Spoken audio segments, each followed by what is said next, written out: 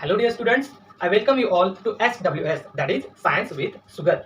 In today's video, we are going to see about the exercise questions of your chapter number 3, that is force and pressure. The chapter number 3 is force and pressure, and we are going to see we are going to know the answers of questions given in your exercise. Okay, so it is on the page number 22. The exercise questions are given on your in your textbook of class 8 science on page number 22. So in this video, we are not going to write down the questions over here, so that it will save our time, and the video will not be so lengthy. Okay, so I will directly give you the answers of the questions. Okay, so without wasting our time, let us start. Okay, so first question is write proper word in the blank space. Okay, what is the question? Question number 1 is fill in the blanks, we can say that. Okay, question is write proper word in the blank space. Okay, and first one in that question is number A, that is SI unit of force is. The SI unit of force, we all know the SI unit of force is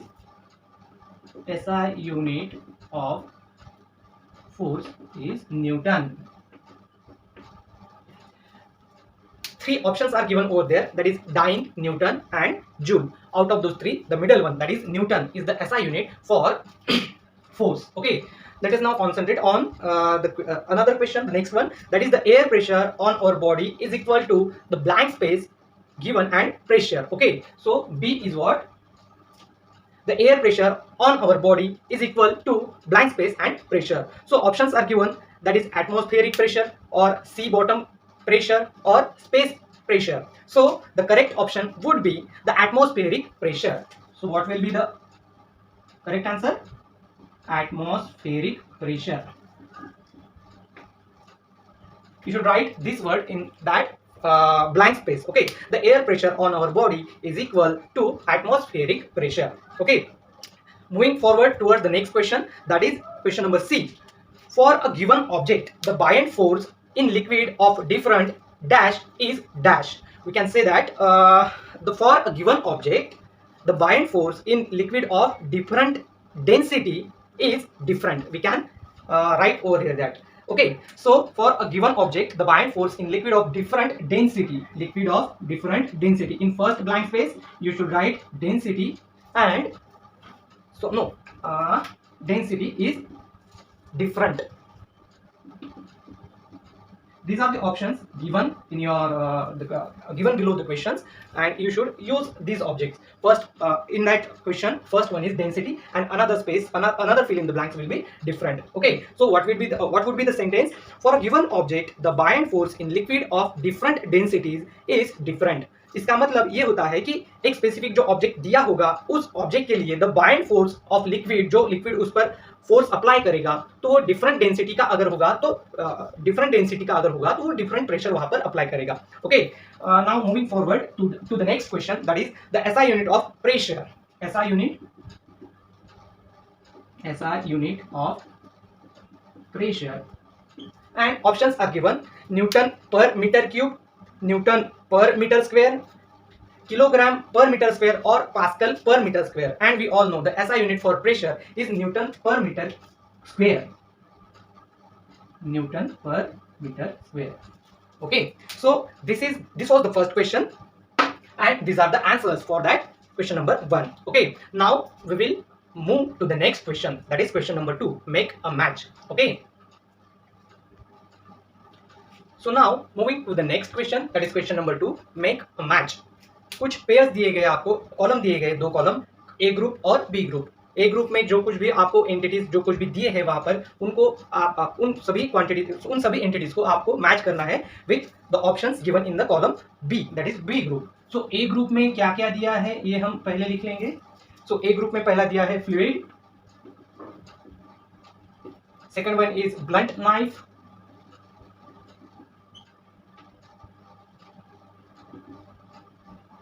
knife, third one is sharp needle, fourth one is relative density,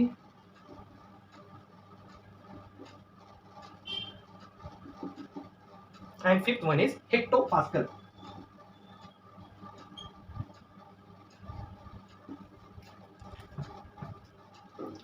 so here is the next question, that is make a match. Okay, आपको pair करना है, 2 column दिए गए हैं ए group और B group में। इन सारे options को आपको, इन सारे एंटिटीज को आपको पेयर करना है with the options given in the column number B, that is B group. So first one is fluid. Fluid में ऑप्शन, फ्लूइड को किसके साथ हम पेयर कर सकते हैं? हायर प्रेशर नहीं, एटमॉस्फेरिक प्रेशर से भी नहीं, स्पेसिफिक ग्रेविटी से भी नहीं, लोअर प्रेशर नहीं। Fluid is same pressure in all directions. Actually ये इसका ऑप्शन हो सकता है ना? Fluid has same pressure in all direction, that is same pressure in all directions. Okay, you can write down this as directions. Same pressure in all directions. Liquid सारे के सारे direction में सेम प्रेशर एग्जर्ट करता है। The second one is blunt knife, और इसका option है, इसका मैच द पेयर है लोअर प्रेशर। ब्लंट नाइफ का हो सकता है lower pressure, that is option number D, lower pressure. We all know that अगर नाइफ का ये एज अगर ब्लंट होगा, नाइफ का एज अगर ब्लंट होगा तो उससे एग्जर्ट होने वाला जो प्रेशर होगा वो कम होगा। इस वजह से lower pressure would be the correct option for the entity given on number 2, that is blunt knife. Third one is sharp needle. Sharp needle का ऑप्शन हो सकता है हायर प्रेशर, दैट इज ए,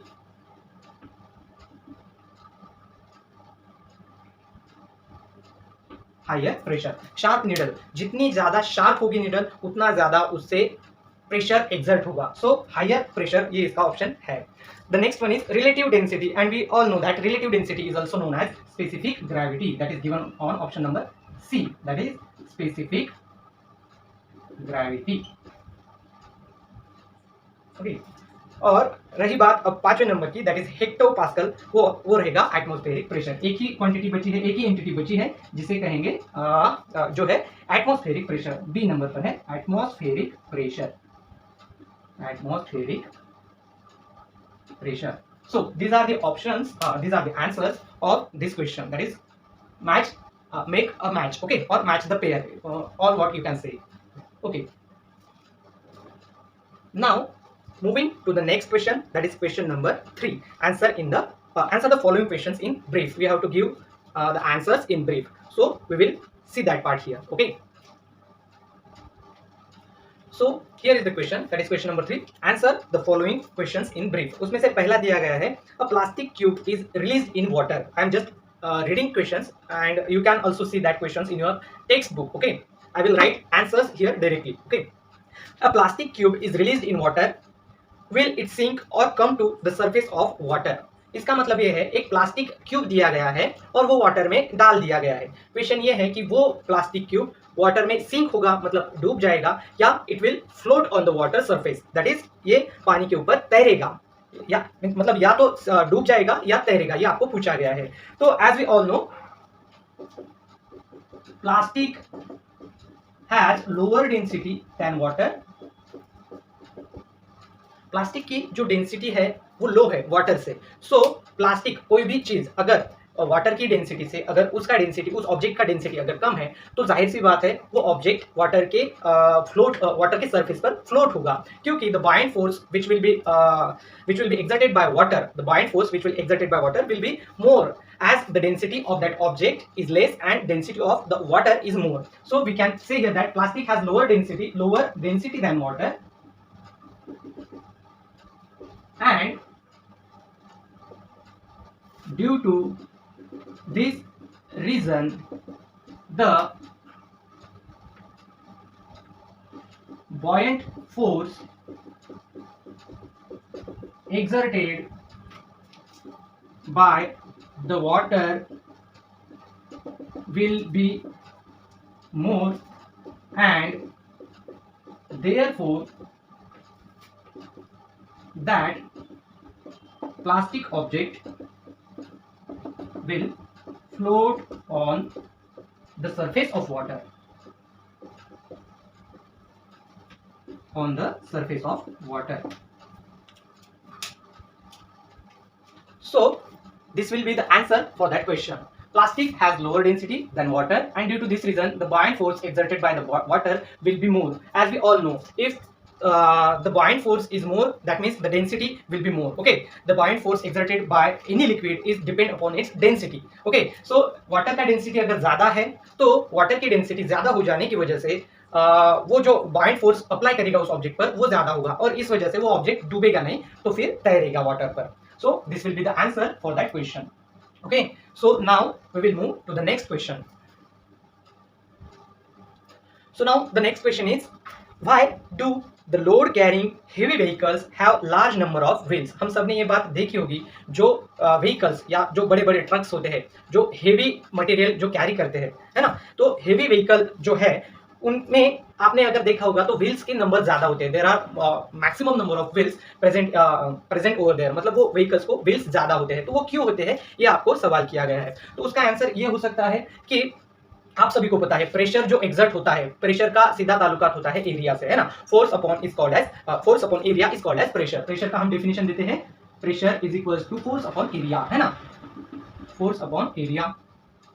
तो जो प्रेशर एग्जर्ट होगा उन heavy vehicle की वजह से, जो प्रेशर जो जमीन पर एग्जर्ट होगा वो बहुत ज्यादा होगा. इस वजह से वो प्रेशर बेयर करने के लिए वो टायर का नंबर ज्यादा होगा. एज द टायर्स आर, आप सभी को पता है tyres are round in shape, right. तो वो जो हेवी मटेरियल है वो कैरी करने के लिए इजी जाएगा, मतलब उस प्रेशर का कुछ ज्यादा इफेक्ट नहीं होगा कैरी करने के लिए. अदरवाइज अगर ज्यादा नंबर नहीं होंगे व्हील्स के तो प्रेशर ज्यादा बनेगा. प्रेशर ज्यादा बनने की वजह से वो ऑब्जेक्ट या वो ट्रक सामने जाने के लिए दिक्कत महसूस करेगा. तो ये एक रीजन हो सकता है कि wheels, number of wheels are more in the heavy vehicles, the vehicles bearing heavy load. Okay, so pressure भी हो सकता है और दूसरा रीजन ये भी हो सकता है टायर का जो टायर पर आने वाला स्ट्रेस हम कह सकते हैं. अगर मान लो एक ही ट्रक है और एक ट्रक है और उसको दो ही टायर्स है और इस पर अप्लाई होने वाला प्रेशर ज्यादा है तो इन टायर्स पर भी बहुत ज्यादा प्रेशर आएगा. जाहिर सी बात है, अगर दो ही है मतलब चार, दो इधर से दो उधर से, तो ऐसे चार ही टायर्स अगर होंगे तो उन टायर्स पर आने वाला प्रेशर ज्यादा होगा. अगर हमने इसमें टायर का नंबर बढ़ा दिया तो ये टायर स्ट्रेस कम महसूस करेंगे. That is why the number of tyres are more in the vehicles which are bearing loads. Okay, so इसको हम कैसे लिखेंगे? As the pressure exerted by a heavy vehicle is more, it needs to be divided equally in a large area so that the stress on the tires will be shared. Therefore, the number of wheels are more in the vehicles which are bearing heavy loads. So this should be your answer, that as the pressure exerted by a heavy vehicle is more, it needs to be divided equally in large area. It मतलब pressure, यहाँ से it का मतलब है pressure. Pressure needs to be divided equally in large surface area so that the stress on the tires will be shared. कोई एक tyre पर stress नहीं आएगा. Therefore, the number of wheels are more in the vehicles which are bearing heavy loads. So this should be your proper answer. Okay. So now moving to the next question, that is how much pressure do we carry on our heads and why don't we feel it? Okay. So कितना pressure हम हमारे head पर carry करते हैं और हम वो feel क्यों नहीं करते, ये क्वेश्चन है. Okay, so we all know that we all have atmosphere surrounding earth. So atmospheric pressure होगा जो हमारे सिर पर बेयर करता होगा या एक्सर्ट करता होगा, है ना. तो the question is how much pressure do we carry on our heads, है ना. तो दो प्रेशर, एटमॉस्फेरिक प्रेशर जितना होगा उतना ही हमारे सिर पर वो प्रेशर एक्सर्ट होगा. And we all know that 1 atmospheric pressure is equals to 10 raised to the power 5 Pascal, है ना. 1 atmospheric pressure equals to 10 raised to the power 5 pascal. So हम हमारे सिर पर जो प्रेशर बेयर करते हैं, जो प्रेशर एटमॉस्फेयर हमारे सिर पर एक्सर्ट करता है, वो इतना होता है 10 raise to the power 5 pascal, है ना। तो ये इतना प्रेशर होने के बावजूद भी हमें ये फील क्यों नहीं होता, ये दूसरा क्वेश्चन है। तो as we all know, we all have air in our body, air and blood, है ना। तो एयर और ब्लड जो हमारे बॉडी में प्रेजेंट है, वो अप्लाई करेगा बायंड फोर्स। किस फोर्स पर? जो एटमॉस्फेरिक प्रेशर हमारे सिर पर क्रिएट हो रहा है, उसको ये अपोज करेगा। कौन सा? The pressure exerted due to the air and blood in present in our body. So जाहिर सी बात है, अगर कोई प्रेशर ऊपर से आ रहा है और आपका बॉडी भी उसको एयर और ब्लड की वजह से जो प्रेशर एक्सर्ट हो रहा है उसको उस प्रेशर से अपोज कर रहा है, तो हमें वो फील नहीं होगा। तो ये बात होती है कि हम वो फील नहीं करते। इतना प्रेशर होने के बावजूद भी 1 atmospheric pressure that is 10 to the power 5 pascal, इतना प्रेशर होने के बावजूद भी हम वो फील नहीं करते, क्योंकि हमारे बॉडी में जो एयर और ब्लड प्रेजेंट है वो उस पर अपोजिट फोर्स अप्लाई करता है। So what should be your answer? we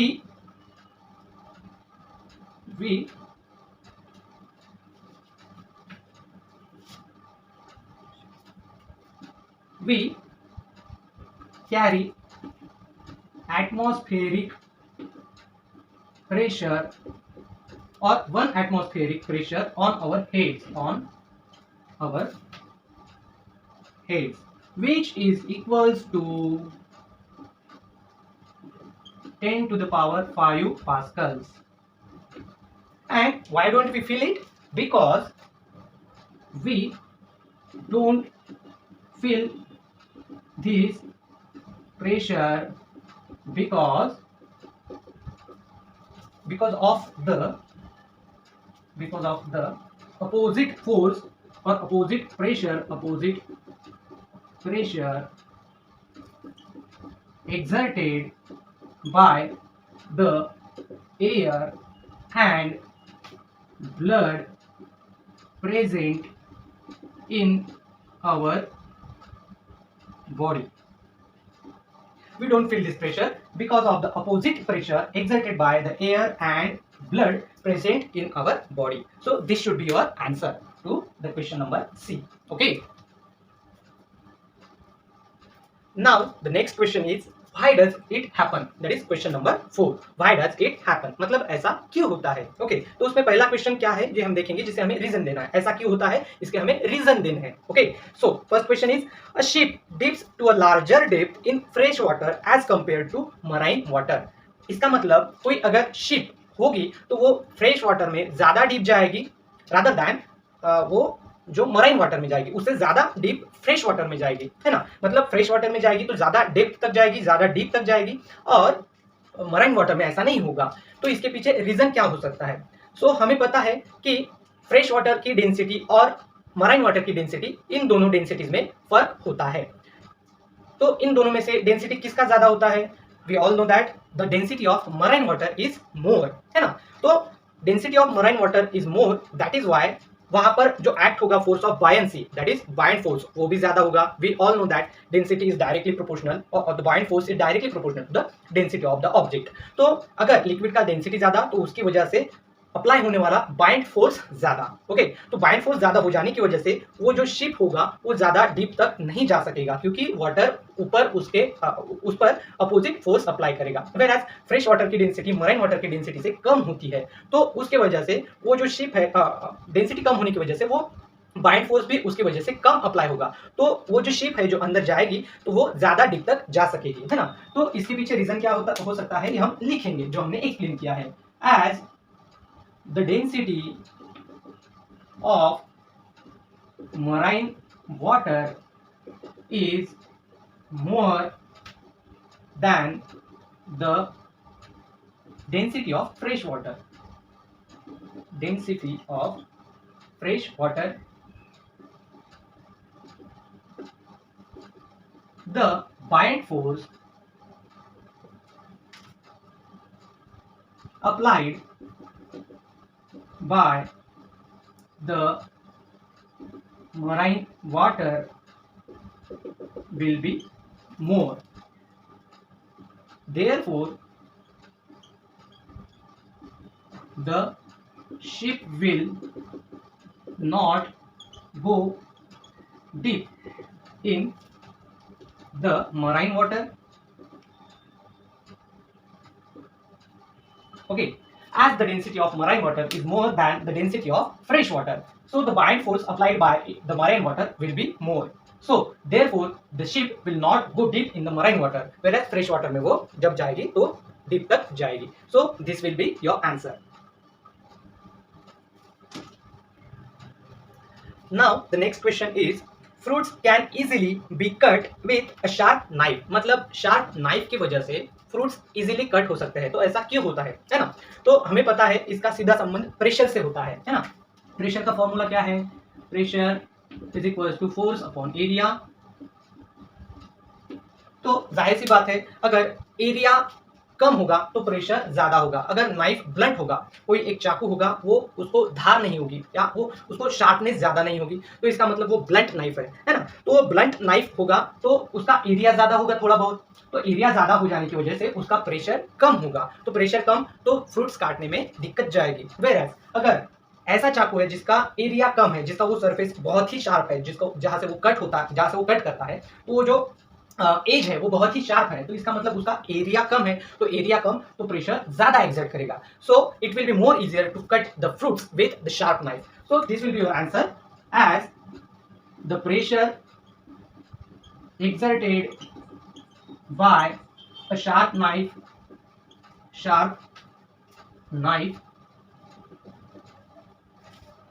is more than the pressure exerted by a blunt knife.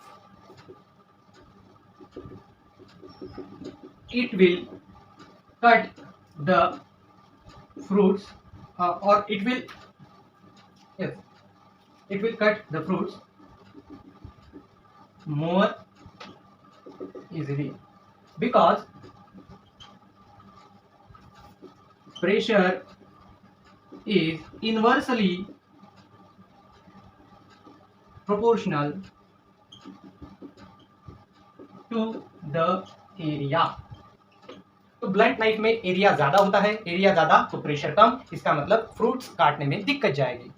इससे उल्टा अगर एरिया कम है तो प्रेशर ज्यादा होगा, तो प्रेशर ज्यादा होगा तो फ्रूट्स भी इजीली कट हो सकेंगे, है ना? तो इस वजह से the edge of knife should be sharp. Okay,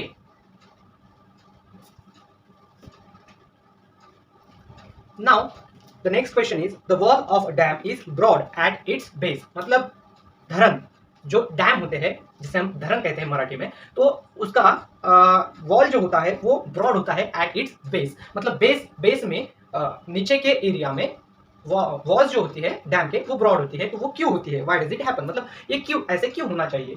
तो इसके पीछे भी रीजन हो सकता है, मतलब होता है कि, तो इसके पीछे भी ये रीजन है कि जो प्रेशर एग्जर्ट करता है वाटर वो ज्यादा होगा एट द बेस लेवल, है ना?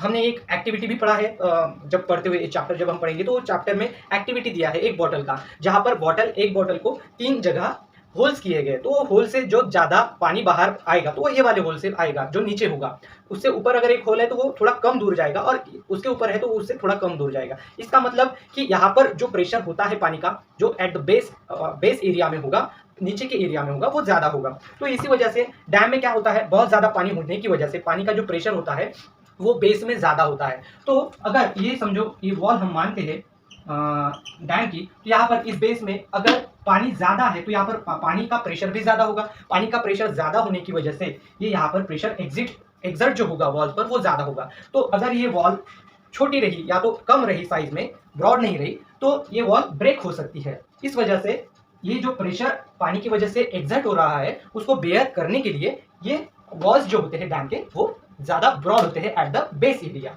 ओके, तो इसको हम लिखेंगे, the pressure exerted by the water in a dam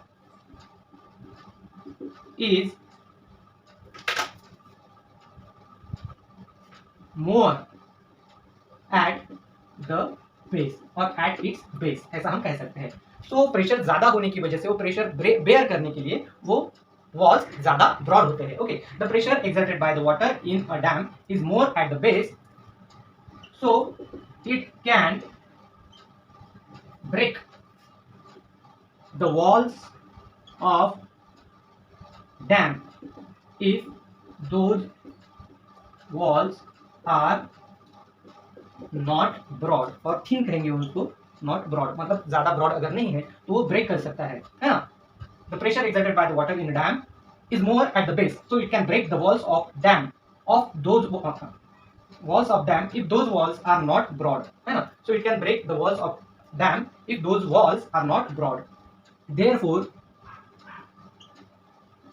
the walls of dam are broad in the base. Okay, so ये आपका आंसर होगा। अब नेक्स्ट क्वेश्चन है, that is question number D. If a stationary bus suddenly speeds up, passenger are thrown in the backward direction. मतलब एक कोई stationery बस है जो स्टेडी बस है, जैसे हम कहेंगे स्टेडी बस, वो सडनली स्पीड्स अप होती है, मतलब उसमें अगर एकदम से स्पीड बढ़ जाएगा तो passengers are thrown in the backward direction. जो कुछ भी उस बस में पैसेंजर्स बैठे होंगे वो उन्हें बैकवर्ड डायरेक्शन में जाएंगे, थोड़ा सा ऐसा बैकवर्ड डायरेक्शन का उन्हें जर्क बैठेगा, है ना, बैकवर्ड डायरेक्शन, बैकवर्ड जर्क जिसे हम कहते हैं, है ना। तो इसमें ये ऐसा क्यों होता है, तो इसके पीछे रीजन होता है द इनर्शिया ऑफ रेस्ट, है ना। इनिशियली अगर बस स्टेशनरी है या स्टेडी है तो उसमें बैठे हुए पैसेंजर्स भी स्टेडी हो गए या स्टेशनरी हो गए। सडनली अगर बस स्पीड बढ़ा देता है तो उस वजह से पैसेंजर पर बैकवर्ड जर्क बैठता है, क्योंकि वहां पर इनर्शिया ऑफ रेस्ट एक्ट होता है। इसका मतलब जो बॉडी का पार्ट, पैसेंजर के बॉडी का पार्ट जो बस के कांटेक्ट में है, मतलब यहाँ पर हम कोई भी पैसेंजर जो बैठा हुआ है बस में तो उसका कुछ पार्ट, बॉडी का पार्ट बस के साथ कांटेक्ट में होगा, तो बस के साथ कांटेक्ट में होने की वजह से वो पार्ट, अगर बस सडनली स्पीड अप होती है तो वो पार्ट भी उसके साथ स्पीड अप होगा, मतलब उसकी स्पीड भी बढ़ेगी। whereas the upper part will not be in the contact, in direct contact with that bus, so the upper part of the body will try to be in the rest, that is inertia वहां पर act होगा। तो inertia act होने की वजह से वहां पर बैकवर्ड जर्क बैठेगा। ओके, तो इसको हम कह सकते हैं the inertia of rest acts when the bus suddenly speeds up and passengers are sitting inside that bus.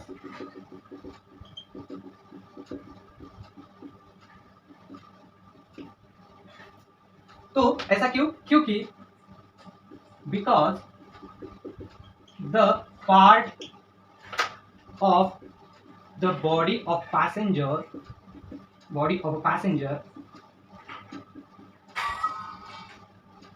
is in direct contact with bus, is in the direct contact with the bus, direct contact with the bus. So if the bus speeds up,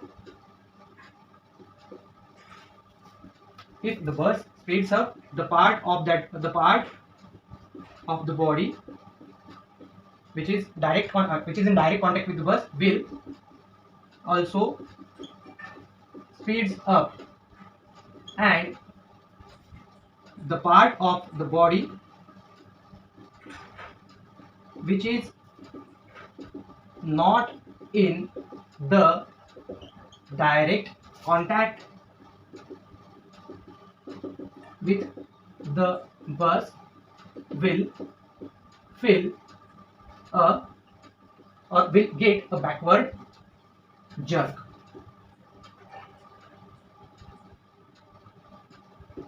Okay, so this should be your answer to the question. Now coming to the next question, that is complete the following table. आपके book में एक table दिया गया है, question number 5, जिस table में 3 entities दिए हैं, that is mass, volume and density, और कुछ जगह पर ब्लैंक्स छोड़े हैं जहां पर आपको आंसर निकालना है ना। तो पहले कॉलम में है पहला कॉलम है मास, दूसरा है वॉल्यूम और तीसरा है डेंसिटी। तो पहले कॉलम में वैल्यू दिया गया है 350, यहाँ पर हमने यूनिट भी यहाँ पर लिख लिए हैं जो कि बुक में भी है। KG is the SI unit for mass, metre cube is the SI unit for volume and KG per metre cube is the SI unit for density. Okay, so पहला दिया है 350, मास में दिया है 350 एंड वॉल्यूम दिया है 175 और पूछा है डेंसिटी कितना है। ओके, 175 और ये डेंसिटी कितना होगा। तो यहाँ पर डेंसिटी कितना होगा ये जानने के लिए हमें फॉर्मूला पता होना चाहिए। Density is equals to mass upon volume. Okay, तो ये जो वैल्यूज यहाँ पर हमें दिए गए हैं ये हमें यहाँ पर पुट अप करने हैं डेंसिटी पता करने के लिए, है ना। तो डेंसिटी पता करने के लिए मास हमें दिया गया है 350 और वॉल्यूम दिया है 175। इसको हम सॉल्व करेंगे तो हमें आंसर कितना मिलेगा।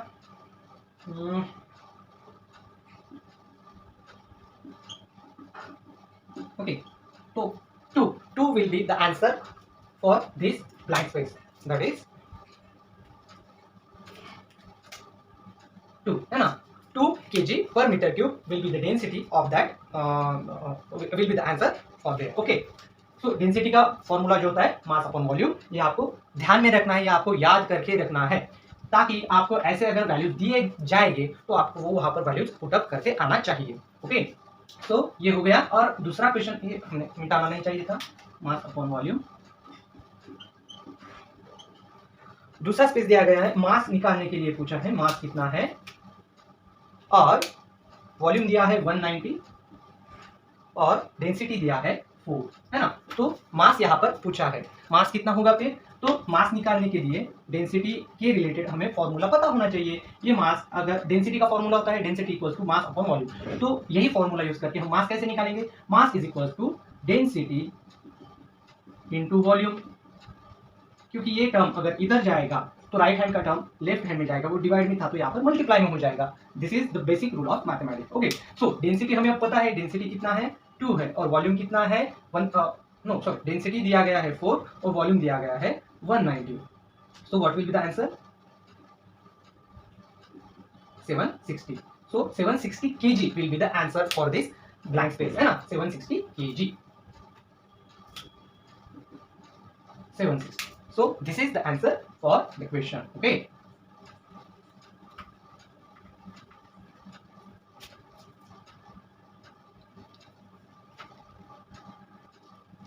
So now here is the next table. It is about the density and relative density. Density of metal जिसका यूनिट दिया गया है kg per meter cube, density of water यहाँ पर भी kg per meter cube ही होगा और रिलेटिव डेंसिटी यहाँ पर यूनिट हमने लिखा नहीं क्योंकि रिलेटिव डेंसिटी को हम यूनिट नहीं लिखते हैं, है ना। डेंसिटी अपॉन डेंसिटी जो फॉर्मूला मिलता है हमें उससे यूनिट कट हो जाता है, इस वजह से रिलेटिव डेंसिटी को कोई यूनिट नहीं रहता है। ओके, तो इसमें पूछा गया है डेंसिटी ऑफ मेटल कितना है, जबकि density of water is 10 to the power 3 is already known and relative density क्या है 5। ओके, तो यहाँ पर ये बात आपको पता होनी चाहिए कि relative density is equal to density of substance. यहाँ पर सब्सटेंस की जगह हम मेटल लिखेंगे, मेटल की डेंसिटी लेंगे, है ना। Density of substance upon density of water. Okay, तो ये फॉर्मूला होता है रिलेटिव डेंसिटी का, density of substance upon density of water. यहाँ पर हम डेंसिटी ऑफ मेटल लेंगे सब्सटेंस की जगह, है ना। तो डेंसिटी ऑफ मेटल पूछा गया है कितना है, density of water is given 10 to the power 3 and relative density का आंसर है 5। तो यहाँ पर डेंसिटी ऑफ सब्सटेंस कितना होगा फिर, तो ये 10 to the power 3 जो है ये लेफ्ट साइड में जाएगा तो ये मल्टीप्लाई हो जाएगा। तो ऐसा हम लिख सकते हैं कि density of metal is equal to 5 into 10 to the power 3 kg per meter cube, है ना। तो इसका होगा 5 into 10 to the power 3, answer होगा 5 into 10 to the power 3 जो कि होगा 5000, है ना। तो यहाँ पर हम नहीं लिखेंगे 5 into 10 to the power 3 kg per meter cube। So यहाँ पर रिलेटिव डेंसिटी का यूज करके, रिलेटिव डेंसिटी का फॉर्मूला यूज करके हमने ये आंसर हमारा निकाला। Okay, moving to the next one. Density of metal दिया गया है 8.5, डेंसिटी ऑफ मेटल दिया गया है 8.5 into 10 to the power 3। Density of water already पता ही है 10 to the power 3 और रिलेटिव डेंसिटी कितना है ये पूछा है ना। तो रिलेटिव डेंसिटी का सीधा फॉर्मूला हमें यूज करना पड़ेगा। डेंसिटी ऑफ सब्सटेंस यानी कि मेटल 8.5 और इंटू 10 to the power 3, ये इतना दिया ही है ऑलरेडी। डेंसिटी ऑफ वाटर हमें लेना है that is 10 to the power 3, तो रिलेटिव डेंसिटी हमें मिलेगा, है ना। तो 10 to the power 3 and 10 to the power 3 will get cancelled and 8.5 will be the answer for this blank space, है ना। 8.5 will be the relative density. So now coming to the next table, that is weight, area और pressure. कुछ area दिए गए, कुछ quantities के, कुछ चीजों के जो एरिया, वेट और प्रेशर। तो यहाँ पर हमें वैल्यूज निकालने हैं। तो इससे पहले हमें प्रेशर का फॉर्मूला क्या होता है ये पता होना चाहिए, है ना। तो प्रेशर का फॉर्मूला आता है force upon area, and we know weight is kind of pressure, है ना। जैसे कि वेट का ऐसा यूनिट है न्यूटन, फोर्स का भी ऐसा यूनिट होता है न्यूटन, ओके। एरिया का ऐसा यूनिट होता है मीटर स्क्वायर, वेराज प्रेशर का ऐसा यूनिट होता है न्यूटन पर मीटर स्क्वायर, है ना। तो इस वजह से ये फॉर्मूला यूज करके हम यहाँ पर वैल्यूज निकालेंगे। हम यहाँ पर फोर्स को वेट कंसीडर करेंगे, वेट अपॉन एरिया, है ना। तो ये फॉर्मूला हम यूज करके यहाँ पर इनके वैल्यूज निकाल सकते हैं, ओके। तो क्या वैल्यूज दिए गए हैं, वेट पूछा है कितना निकालना है ना, वेट कितना है, एरिया दिया है 0.04 एंड प्रेशर दिया है 20,000, ओके। 20,000 प्रेशर दिया गया है, एरिया दिया गया है 0.04 और वेट पूछा है। तो हम ये सारे वैल्यूज हमारे फॉर्मूला में पुट अप करेंगे, ओके। तो प्रेशर कितना दिया है 20,000, ओके। फोर्स यानी कि वेट पूछा गया है कितना है ना, अपॉन एरिया, एरिया कितना है 0.04। इसको हम ऐसा लिखेंगे, weight is equal weight upon 4 into 10 to the power -2, okay. तो ये 10 टू द पावर -2 जब ऊपर जाएगा तो +2 हो जाएगा, ये इस साइड में जब आएगा तो सॉरी ये टर्म जो है 0.04 ये इस साइड में आएगा, तो 20,000 into 0.04 is equals to weight, ये हमें हमारा आंसर मिलेगा, ओके। 0.04 जो होता है इसको हम ऐसा लिख सकते हैं 10 टू द पावर -2। तो यहाँ से 2 और यहाँ पे ये 2 zeros हम कट करेंगे, तो हमें आंसर जो मिलेगा वो हमारा वेट होगा, है ना। तो 4 इंटू 2 दैट इज 8 और 800, okay.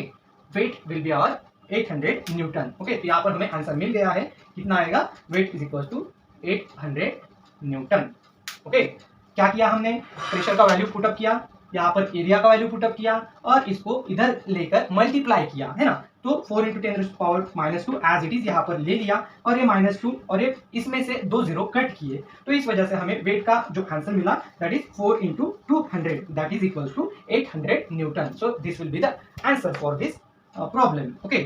Moving to the next one,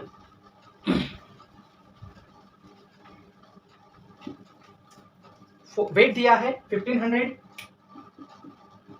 okay.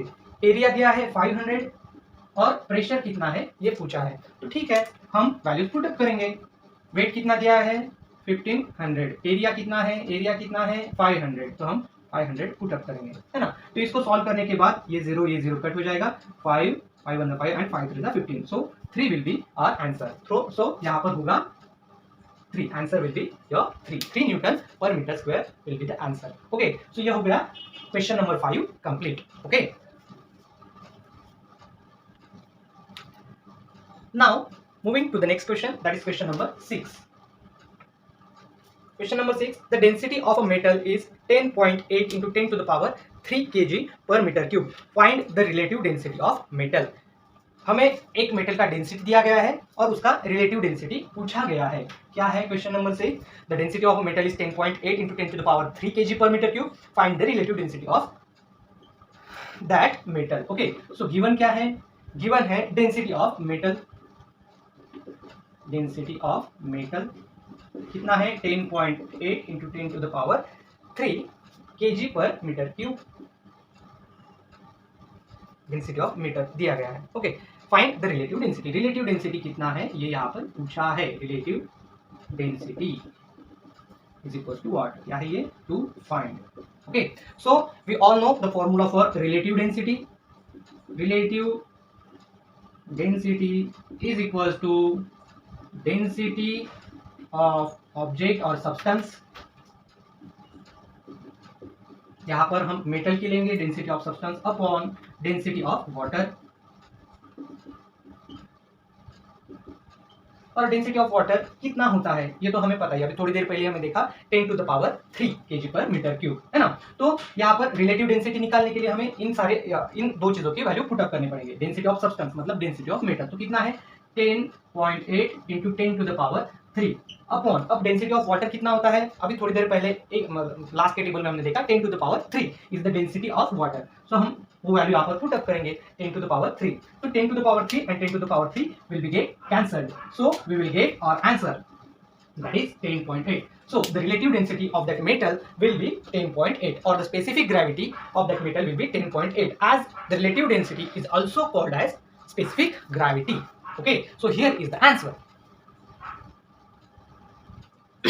Now moving to the next question, that is question number 7. Question number 7 हम रीड करेंगे और उसमें जो कुछ भी वैल्यूज हमें दिए हैं वो यहाँ पर पुट अप करेंगे। Okay, so volume of an object is 20 cm3। Okay, volume दिया गया है ऑब्जेक्ट का, कितना है 20 cm3, यूनिट पर ध्यान रखिए। ओके, 20 cm3 दिया है, मीटर क्यूब नहीं दिया है, सेंटीमीटर क्यूब दिया है। एंड द मास इज 50 ग्राम। वो वॉल्यूम का, वो ऑब्जेक्ट का मास है 50 ग्राम। यहाँ पर मास भी ग्राम में दिया है, किलोग्राम में नहीं दिया है, केजी में नहीं दिया है, इसका मतलब सीजीएस यूनिट की यहाँ पर बात चल रही है। Okay, so density of water is 1 gram per cm3, है ना। तो हमें डेंसिटी ऑफ वाटर दिया गया है, density of water is equal to 1 gram per cm3। Will the object float on the water और sink in the water. Question ये है कि वो जो ऑब्जेक्ट है वो वाटर पर फ्लोट करेगा, तैरेगा या सिंक होगा, मतलब डूब जाएगा। तो ये डिपेंड होता है उस ऑब्जेक्ट की डेंसिटी पर। उस ऑब्जेक्ट की डेंसिटी अगर वाटर की डेंसिटी से ज्यादा रही तो ऑब्जेक्ट डूब जाएगा, मतलब सिंक हो जाएगा। अगर उस ऑब्जेक्ट की डेंसिटी कम रही वाटर की डेंसिटी से तो वो ऑब्जेक्ट फ्लोट करेगा, है ना। तो ये सारे वैल्यूज पुट अप करके हम ये आंसर निकालेंगे कि उस ऑब्जेक्ट की डेंसिटी वाटर की डेंसिटी से कम है या ज्यादा है। Okay, so we know density is equal to mass upon volume. यहां पर मास दिया गया है 50 ग्राम, वॉल्यूम दिया गया है 20 ग्राम। ओके, डेंसिटी ऑफ वाटर ये हमें तो पता है, रेफरेंस के लिए दिया गया है 1 ग्राम पर cm3। ओके, तो इसका आंसर कितना आएगा, 0 0 cut, 2 to the 4 and 2 5 the 10, so 2.5 cm density, mass दिया गया है ग्राम में और वॉल्यूम दिया गया है cm3 में, है ना। 2.5 ग्राम पर cm3, ये आंसर हमारा आया। मतलब इसका जो डेंसिटी है, density of that object is more than the water, क्योंकि वाटर का डेंसिटी कितना होता है 1 ग्राम पर cm3। हमें जो ऑब्जेक्ट का डेंसिटी मिला है वो है 2.5 ग्राम पर cm3। इसका मतलब ऑब्जेक्ट का जो डेंसिटी है वो वाटर की डेंसिटी से ज्यादा है, और वी नो कि अगर वाटर की डेंसिटी से ऑब्जेक्ट की डेंसिटी अगर ज्यादा है तो वो ऑब्जेक्ट सिंक करेगा। सो इसका आंसर होगा that object will get sink into that water. Okay, now moving to the next and last question of this exercise. Okay, the volume of a plastic covered sealed box is 350 cm3। क्या दिया गया है, given है volume of plastic box, volume of plastic box कितना है 350 cm3, 350 cm3 CGS unit का यहाँ पर इस्तेमाल किया गया है। And the box has mass 500 gram, mass of the box is 500 gram. Okay, and the box has a mass of 500 gram. Will the box float on the water or sink in water? वही जो हमने इससे पहले के question में किया, वो water में फ्लोट करेगा या सिंक करेगा, मतलब फ्लोट होगा वाटर पर या सिंक करेगा वाटर में। What will be the mass of the water displaced by the box? वो जो बॉक्स डालने के बाद, वाटर में डालने के बाद जो मास डिस्प्लेस हो जाएगा वाटर का, वो कितना होगा, ये हमारा यहाँ पर क्वेश्चन है। तो चलो सॉल्व करते हैं इसे। As we all know, the density is equals to mass upon volume once again. Okay, mass कितना है 500 ग्राम, वॉल्यूम कितना है 350 cm3। ओके, तो 350 will get cancel, get cut, sorry 0 will get cut.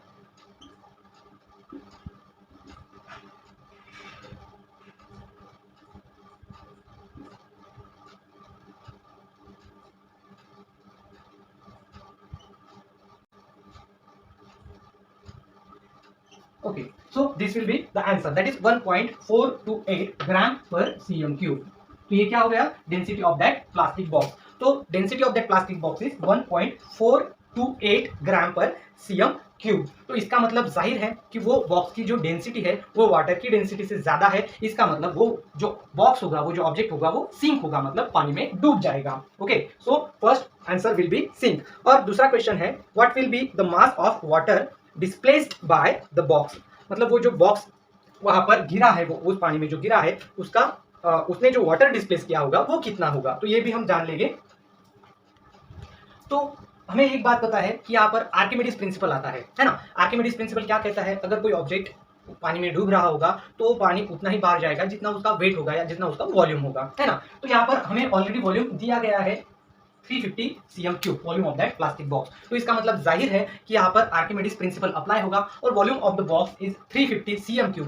अगर वॉल्यूम बॉक्स का जो वॉल्यूम 350 cm³ है, तो वो बॉक्स अगर वहां पर पानी में इमर्स हो रहा है या डूब रहा है तो अपने वॉल्यूम के हिसाब से पानी भी उतना ही क्या करेगा, डिस्प्लेस करेगा, है ना। तो the amount of the mass of the water displaced by the box will be 350 gram, है ना।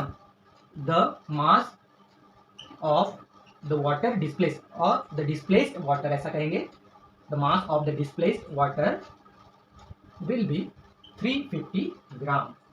ओके, सो यहाँ पर ये हमें आंसर मिल गया है। Okay, so these are all the answers to your exercise questions. I hope आप सभी को ये वीडियो हेल्पफुल होगा, आप सभी के लिए ये वीडियो बहुत ज़्यादा हेल्पफुल होगा। आप ये सारे आंसर्स आप लिख सकोगे, ये लर्न कर सकोगे और एग्जाम में अच्छा परफॉर्म करोगे। Okay, so thank you for watching this video. If you like this video then please press the like button, subscribe button and share with your other friends also, okay, so that they will also get the benefit of this video. Okay, thank you.